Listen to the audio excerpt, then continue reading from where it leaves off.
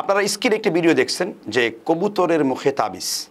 আসলে কবুতরের মুখে তাবিজ কেন এটা তাবিজ দেওয়া হচ্ছে, কি কারণ এটার, এবং আমরা এই কবুতরটি পেলে কি করব, করণীয় কি এবং কেন করা হচ্ছে এই তাবিজ। আপনি দেখবেন অনেক জায়গাতে বিভিন্ন পাখি, বিশেষ করে চিল, কাক এবং কবুতর, এই সমস্ত পাখির পায়ে তাবিজ বেঁধে দেওয়া হয়, কখনো শরীরে পাখাতে তাবিজ বেঁধে দেওয়া হয়। এটার কারণ কি? এটার কারণ হলো যে কাউকে যদি জাদুর মাধ্যমে শারীরিকভাবে হত্যা করার জন্য এই ধরনের প্ল্যান করা হয়, তাহলেই কেবল এই ধরনের জাদু করা হয়। অর্থাৎ মানুষ হত্যা করার জাদু রয়েছে।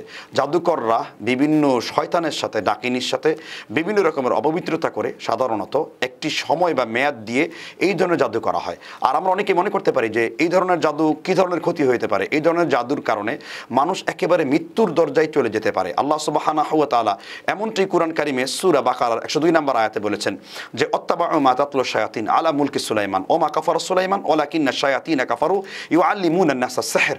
নিঃসন্দেহে শয়তান মানুষকে জাদু শিক্ষা দিত। এখন আমরা যদি তাবিজটা পাই তাহলে আমাদের করণীয়টা কি? আসলে তাবিজটা পেলে সব থেকে প্রথম করণীয়টা হলো আপনারা হাতের মধ্যে অবশ্যই একটা গ্লাস পরবেন এবং ওই তাবিজ অংশটুকু নেবেন। নেওয়ার পরে আপনি রকিয়া কিছু ওয়াটার পানি তৈরি করবেন এবং সেই পানিটা আপনি কী করবেন? সূরা ফাতিহা 3 বার পড়তে পারেন, আয়াতুল কুরসি আপনি পড়তে পারেন।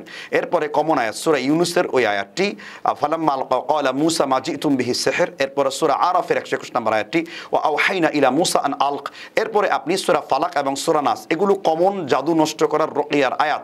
আপনি এইগুলো ব্যবহার করে পানিটাকে আপনি সেই তাবিজটাকে পানির মধ্যে চুপিয়ে রাখবেন, এরপর আপনি ফেলে দিবেন। তো এইগুলো না করলে হবে কি, আপনি যদি সরাসরি হাত দিয়ে স্পর্শ করে সেইটা লক্ষ্য করেন তাহলে জাদু আপনার মধ্যে প্রবেশ করতে পারে। আমরা অজ্ঞতার কারণে বা রকিয়া সম্পর্কে না জানার কারণে, অজ্ঞতার কারণে আমরা এইসব কাজগুলো অনেক সময় করে থাকি। আর আল্লাহ লানত বর্ষিত হোক ওই সমস্ত ব্যক্তির প্রতি যে ব্যক্তি কিনা, যে জাদুকর কিনা, যে কাফের জাদুকর, যে জ্যোতিষী কিনা একটা আল্লাহর মাখলুককে সাব্বাহা লিল্লাহি মা ফিস সামাওয়াতি ওয়াল আরদ, সবসময় এই পাখিগুলো আল্লাহর তাসবিহ জ্ঞাপন করতে থাকে, যে এই পাখিগুলো আমাদের জন্য এই পৃথিবীর সৌন্দর্য বয়ে আনে।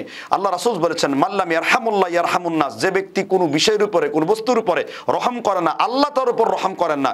এই সমস্ত কাফের কবিরাজরা এই সমস্ত কাজগুলো করে। আসলে যদি শরিয়ার আদালতে এদের বিচার হতো তাহলে বিচার হতো অত্যন্ত ভয়াবহ।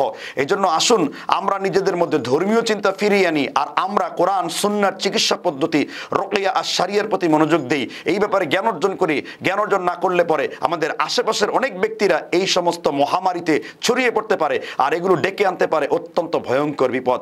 রব্বুল আলামিন আমাদেরকে জাদুকরের জাদু থেকে, আমাদের হিংসুকদের হিংসা থেকে, মিন শাররি নাফাসাতি ফিল উকাদ ওয়া মিন শাররি হাসিদিন ইযা হাসাদ, আমাদের সকল জাদুটোনা হিংসা থেকে আল্লাহ আমাদের রক্ষা করুন।